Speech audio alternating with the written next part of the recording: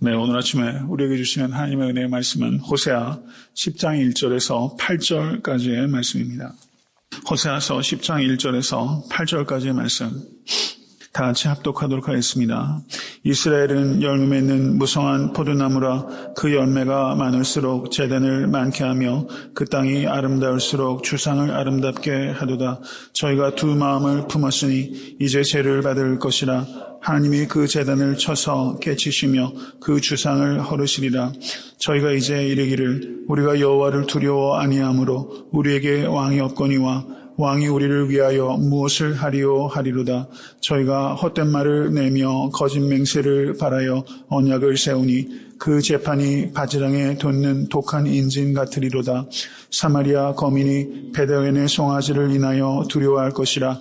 그 백성이 슬퍼하며 그것을 기뻐하던 제사장들도 슬퍼하리니 이는 그 영광이 떠나감이며 그 송아지는 아스르로 옮겨다가 예물로 야레병하게 드리리니 에브라임은 수치를 받을 것이요 이스라엘은 자기들의 계의를 부끄러워할 것이며 사마리아 왕은 무리의 거품같이 멸망할 것이며 이스라엘의 죄된 아웬의 산당은 폐괴되어 가시와 찔레가 그 당 위에 날 것이니 그때 저희가 산더러 우리를 가리우라 할 것이요 작은 산더러 우리 위에 무너지라 하리라. 아멘. 하나님의 말씀입니다. 네, 10장 1절의 말씀을 보시면 이스라엘은 열매 맺는 무성한 포도나무라. 그 열매가 많을수록 그 열매가 많으면 우리가 어떻게 해야 합니까? 하나님께 감사해야죠. 그리고 열매가 많으면 어떻게 해야 됩니까? 그 많은 열매를 이웃과 나눠야 됩니다. 그런데 하나님께 감사하지 못하고 나누지 못하게 되면 어떻게 됩니까? 탐심을 갖게 되고 자기를 의지하게 되는 거예요. 열매가 많아지면 감사해야 되는데 자기를 의지하게 되면 이 열매 때문에 오히려 실족하게 되는 것이 연약한 인간이라는 것을 우리가 깨달아야 됩니다. 하나님께서 열매를 주셨는데 그 열매를 가지고 이스라엘 백성이 무엇을 합니까? 제단을, 우상의 제단을 세웠어요. 그리고 우상의 주상이라는 것은 기둥을 말하는 것입니다. 기둥을 아름답게 했어요. 여러분, 하나님께서 주신 모든 것을 가지고 이들이 그것을 가지고 누구를 섬겼어요? 우상을 섬겼어요. 이것이 이스라엘의 문제라는 것입니다. 저희가 두 마음을 품었다라고 말하고 있습니다. Their hearts is deceitful 이렇게 영어는 번역하고 있는데요. 그들이 두 마음을 품었어요. 여러분, 마음을 단순하게 하실 수 있게 간절히 바랍니다. 싱글 마인드를 가져야 돼요. 오직 하나님만을 사랑하실 수 있게 간절히 바랍니다. 여러분, 돈과 하나님을 더불어 섬길 수 없다고 말씀하셨어요. 하나님과 육체를 더불어 섬길 수 없습니다. 오직 하나님 한 분만을 사랑하는 그런 단순한 마음을 가지신 여러분과 제가 될 수 있게 간절히 바랍니다. 그것을 순전함이라고 말하는 거예요. 마음을 나누시지 마시고 마음을 온전히 하나가 될 수 있도록 간절히 바랍니다. 그리고 특별히 이 새벽 제단에 나와서 기도하실 때마다 여러분, 예배는 습관이 되어서는 안 되는 습관입니다. 이 의미를 깊이 생각하세요. 습관이 되어서는 안 되는 습관이에요. 우리가 매일 아침 나와서 기도하는 거 참 좋은 습관이에요. 그런데 이게 습관이 돼서는 안 돼요. 그래서 깊이 생각하셔야 돼요. 늘 새로운 마음으로 여러분 기도할 때마다 여러분 정말 진실한 마음으로 하나님께 마음을 드리기 위해서 우리 힘을 다하시고 여러분 그렇게 기도하면 참 좋겠어요. 오늘 아침에 그렇게 하나님께 이 싱글 마인드 정말 단일한 마음을 하나님께 드리실 수 있기를 간절히 바라요. 마음이 통할 때 얻는 기쁨이 있잖아요. 여러분 그런 기쁨, 주께 가까이 가는 기쁨을 누리시는 이 아침 되실 수 있게 되기를 주님의 이름으로 간절히 축원합니다. 저희가 이제 이르기를 우리가 여호와를 두려워하지 아니하므로 우리에게 왕이 없거니와 왕이 우리를 위하여 무엇을 하리오 하리로다. 여호와를 두려워하지 않게 되면 나라가 망하게 되는 거예요. 그리고 왕이 없어지게 되는 것입니다. 이 이스라엘과 이 유다가 여호와를 두려워하지 않게 됐어요. 그래서 어떻게 됩니까? 결국 외세에 의해서 나라가 무너지게 되고 왕들이 다 없어지게 됐어요. 여러분 여호와 하나님을 두려워하실 수 있게 간절히 바랍니다. 여러분 우리가 세상을 살아가다 보면 두려운 일들이 천지예요. 진짜로. 얼마나 세상이 우리를 겁박합니까? 그런데 좋은 두려움이 딱 하나 있어요. 나머지 두려움은 다 나쁜 두려움이에요. 좋은 두려움이 어떤 두려움만이 좋은 두려움이에요? 하나님을 두려워하는 것만이 좋은 두려움이에요. 나머진 다 나쁜 두려움이에요. 두려워 말라라는 하나님의 말씀은 오직 하나님만을 두려워하라는 뜻입니다. 오직 하나님만을 두려워하면 다른 모든 것들에 대한 두려움을 이길 수 있어요. 근데 하나님을 두려워하지 않으면 만사가 두렵게 느껴지는 거예요. 이것을 우리가 깊이 생각해야 됩니다. 하나님을 두려워할 때 우리가 두려움을 극복할 수 있어요. 여러분 이민생활 하루하루 하신다는 게 여러분 두려움이 있으시잖아요. 일터에서도 이 일터가 이게 언제 요즘 같아서 언제 잘릴지도 모르고 사업도 말이죠. 잘 되는 것 같아도 이게 하루하루가 막 급변해서 잘 되는 게 아닌 것 같아요. 정말 이 세상이 정말 파도가 경랑이 심합니다. 여러분 오직 하나님만 두려워하실 수 있게 간절히 바라요. 그래야지 자유합니다. 자유함이란 하나님을 두려워할 때 우린 자유하게 되는 거예요. 세상을 두려워하게 되면 세상에 묶입니다. 우리는 두려워하는 존재에게 묶이게 돼 있어요. 하나님을 두려워하면 우리는 세상에 자유할 수 있는 것을 기억하시고 여러분 성도님들 가운데 혹시 마음에 두려움이 있으시다면 그 두려움 다 물리치실 수 있게 간절히 바랍니다.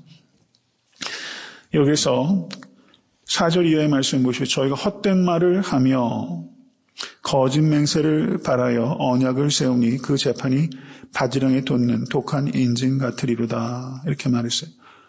여러분 하나님을 두려워하지 않는 세상의 특징은 무엇입니까? 헛된 말이 많아요. 그리고 거짓 맹세가 많아요. 그리고 그러면 사회적인 갈등이 생기죠. 헛된 말하고 거짓말 언약들을 하게 되면 이 사회 여러 가지 구성 요소들 원인들 그 요소들 가운데 막 충돌이 생기죠. 개인과 개인, 이익 집단과 이익 집단 간에 심각한 컨플릭이 생기잖아요. 여러분 한국 사회가 그냥 아주 정말 혼란스럽게 이런 말할 수가 없어요. 매사가 선동이고 재판이고. 근데 재판장에 이렇게 가면은 재판장이 이걸 제대로 판결이나 합니까? 여기서 보면 재판이 바지랑에 돋는 독한 인진 같다. 이렇게 말하면서 그 재판 자체가 굽었다는 것을 얘기하고 있어요. 하나님을 두려워하지 않는 세상은 헛된 말과 거짓 맹세가 난무하고 그리고 그 일들을 다루기 위해서 재판장에 가면 그 재판장에서도 그 일을 해결할 수 없다. 이렇게 말하고 있어요. 이게 도미노 현상처럼 사회가 이런 부조리가 세상에 관영한데 이것이 이 시대만 그렇습니까? 우리가 살고 있는 이 시대의 재판정은 어때요? 참 사람이 그 인류가 발달하면서 법조항들도 많고 여러분 그 판례도 많이 생기고 그 성문법도 많이 발달이 되지만 말이죠. 이 판사들이 코에 걸면 코걸이고 귀에 걸면 귀걸이고 도대체가 이 한국의 사법체계를 보면은 정말 너무 안타까운 것 같아요. 너무 안타까운 것 같아요. 사회 그 법에 대한 권위, 재판관들에 대한 권위가 무너지면 사실상 어디에 가서 그 문제를 해결할 수 있겠어요? 해결할 곳이 없고 갈등을 해결할 데가 없는 것 같아요. 이런 학문적인 권위가 한국에 있습니까? 학문적인 권위가 있어요. 문교부 장관 나오는 사람들 다 표절이고, 큰 교회 목사님들도 표절 시비에 걸리고, 종교적 권위 다 깨졌죠. 학문적 권위 다 깨졌죠. 사법적 권위 다 깨졌죠. 대통령 권위 다 깨졌죠. 이 도대체 한국 사회의 이 갈등을 해결할 수 있는 데가 도대체 어디에 있는지 모르겠어요. 이 정말 안타까운 문제입니다. 교회의 권위가 회복될 수 있게 해서 기도하실 수 있길 간절히 바랍니다. 정말 권위가 회복돼야 돼요. 목회자의 권위가 회복돼야 됩니다. 신학교가 회복이 돼야 돼요. 교회가 회복되지 않고 교회가 권위가 무너졌는데 도대체 세상 어디에 가서 권위를 우리가 찾을 수 있겠어요? 여러분 이 자리에 계신 그 여러 성도님들 권위 있는 성도 되실 수 있기를 간절히 바랍니다. 여러분 말씀의 권위에 사로잡히실 수 있기를 간절히 바라요. 그래서 이 정말 권위가 있으면요. 여러분 베드로가 말씀을 증거할 때 사람들이 막 변화받고 저가 학문이 없는 자인데 이렇게 말하지 않아요? 학문도 없고 지위도 없고 소유도 없어도 예수께 붙잡으면 권위가 생겨요. 여러분 이것을 믿으실 수 있게 간절히 바랍니다. 예수께 붙잡힌 권위, 이런 권위. 참 권위, 이 권위를 나타내시고 권세 있는 그리스도인이 되실 수 있게 되 주님을 간절히 축원합니다. 그 뒤에 내용을 보십시오. 사마리아 거민이 벳아웬의 송아지를 인하여 두려워할 것이라. 벳아웬은 베델의 또 다른 이름이에요. 벳엘. 벳엘은 무슨 뜻입니까? 하나님의 집이에요. 그런데 이 베델에 그 여로보암 왕이, 북이스라엘의 왕이 거기에 금송아지를 세우고 그리고 그것을 하나님이라고 말하면서 우상 숭배를 시작한 것이 이 북이스라엘의 이 어두운 역사입니다. 그게 여로보암의 길에서 떠나지 아니하였더라. 이게 북이스라엘 왕들의 똑같은 문제였어요. 그런데 그 베델이, 그 성소가 벳아웬이 됐어요. 벳아웬이라는 것은 악의 집이다, 이렇게 되는 거예요. 악의 집. 하나님의 집 베델이 악의 집이 되어버렸어요. 벳아웬이 됐어요. 여러분, 종교개혁이 일어날 때 캐톨릭이 어땠습니까? 여러분, 캐톨릭이 타락하지 않았어요. 벳아웬이 되어버렸어요. 요즘 교회가 베델입니까? 벳아웬입니까? 여러분, 베델을 세워야 됩니다. 여러분, 이것을 우리가 생각해야 됩니다. 다른 교회 얘기할 거 없어요. 우리 교회가 베델의 교회가 될 수 있도록, 하나님의 집이 될 수 있도록 우리가 헌신하고, 이 시대에서 내가 변화받아야 된다. 우리 교회가 변화받아야 된다. 우리 항상 이것을 생각하세요. 여러분, 다른 사람 욕하면서 내가 똑같은 짓을 해요. 그걸 위선이라고 말하고, 그게 유대인의 문제였어요. 간음하지 말라는 너희가 간음하고, 도적질하지 말라는 너희가 도적질하지 않느냐. 이게 사도 바울의 말씀이셨습니다. 우리가 변화를 다른 사람 보고 변화받으라고 할 것이 아니라 내가 변화해야 되고, 다른 교회가 문제 있다고 얘기하기 전에 우리 교회가 변화받아야 된다. 이것 가지고 끝까지 실험하실 수 있는 여러분과 제가 될 수 있게 되기를 주님의 이름 간절히 축원합니다. 그 뒤에 이어진 내용을 보십시오. 그 송아지를 아수르로 옮겨다가 예물로 야르방에게 드리더니, 여러분, 그들이 섬기던 금송아지가 결국은 아수르에게 예물로 바쳐지게 되었다라는 것을 말하는 것은 우상 숭배가 헛된 것이다라는 것을 가리키는 것입니다. 너희가 섬기는 그 금송아지가 아수르에게 제물로 바쳐질 것이다. 사마리아 왕은 물 위의 거품같이 멸망할 것이다. 여러분, 이스라엘 백성은 원래 왕정이 아니었잖아요. 그런데 왕을 세워달라고 이스라엘 백성들이 그렇게 사무엘에게 와가지고 그렇게 난리를 쳤잖아요. 이스라엘의 왕은 오직 하나님 한 분이십니다. 이 세속의 왕이 있어도 만왕의 왕은 하나님이세요. 근데 이 왕이 정말 이 나라의 왕은 하나님이시라는 것을 잊어버리면 그 왕은 무익한 왕이 되는 것이고, 그 결과는 무엇입니까? 물 위의 거품같이 멸망해버리는 거예요. 여러분, 이 표현을 한번 보세요. 물 위의 거품, 그냥 사르러버리는 거거든요. 여러분, 이 땅에 명명한 수많은 왕조들이 다 물 위의 거품같이 사라졌어요. 어떤 제국과 어떤 왕조가 지금 남아있습니까? 다 물 위의 거품 같은 거예요. 여러분, 왕조도 왕도 다 물 위의 거품같이 사라집니다. 오직 하나님의 나라만 영영이 서게 되는 것을 믿으실 수 있게 간절히 바랍니다.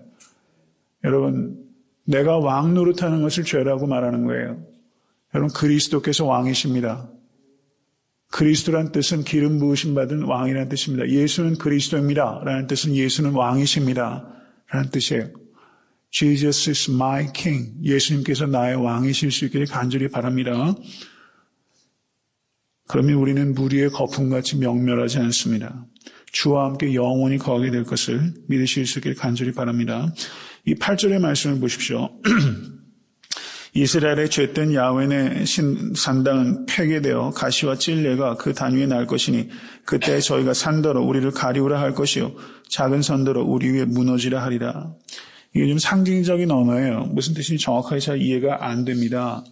그런데 요한계시록을 한번 보십시오. 요한계시록 6장 12절에서 17절을 한번 보십시오.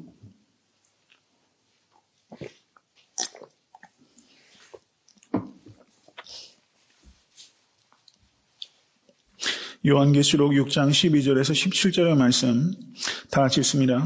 내가 보니 여섯째 인을 택하실 때 큰 지진이 나며 해가 총담같이 검어지고 온 달이 피같이 되며 하늘의 별들이 무화과 나무가 대풍에 흔들려 선 과실이 떨어지는 것 같이 땅에 떨어지며 하늘은 종이 축이 말리는 것 같이 떠나가고 각 산과 섬이 제자리에서 옮기움에 땅의 임금들과 왕족들과 장군들과 부자들과 강한 자들과 각 종과 자주자가 굴과 산바위 틈에 숨어 산과 바위에게 이르되 우리 위에 떨어져 보좌에 앉으신 이의 낫에서와 어린 양의 진노에서 우리를 가리우라.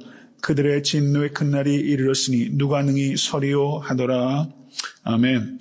여기 이스라엘에 처한 이 처지는 예수를 믿지 않는 사람들이 마지막 때에 처하게 될 처지와 같은 것입니다.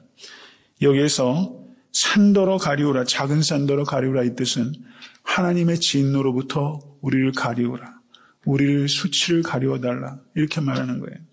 그런데 그렇게 안 된다는 것입니다. 예수 그리스도를 믿는 자만이 그 수치를 가리움을 받게 되는 것입니다.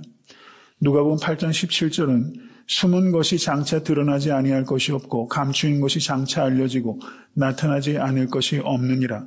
심판의 날에는 모든 것이 명명백백하게 드러나게 됩니다. 예수님께서 죄인들의 수치를 가리기 위해서 십자가 위에서 수치를 당하셨습니다. 믿으십니까? 예수님의 십자가를 믿는 자만이 수치를 당하지 않게 될 것입니다. 요한일서 2장 28절을 보시면 자녀들아 이제 그 안에 거하라. 이는 주께서 나타나신 바 되면 그의 강림하실 때 우리로 담대함을 얻어 그 앞에서 부끄럽지 않게 하려 함이라 라고 말씀합니다.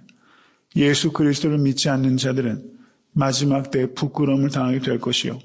예수 그리스도의 십자가를 믿는 자들은 마지막 때 담대함을 얻어 주님을 만나게 될 것입니다. 주 안에 더욱더 견고하게 거하시는 사랑하는 모든 성도 되실 수 있게 되기를 간절히 바랍니다.